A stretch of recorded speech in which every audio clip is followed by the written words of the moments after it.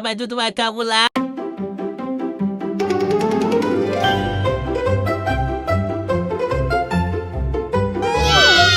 Keesokan harinya, semua serangga mula berpuasa.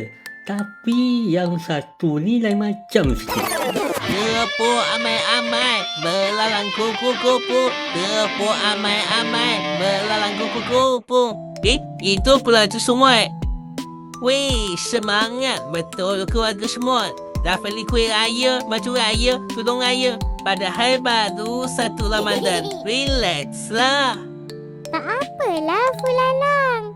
Awal tak kalut. Siap-siap awal, ibadah lebih tenang nanti.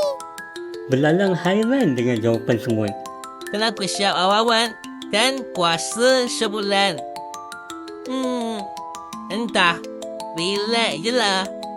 Masa berlalu dengan pantas.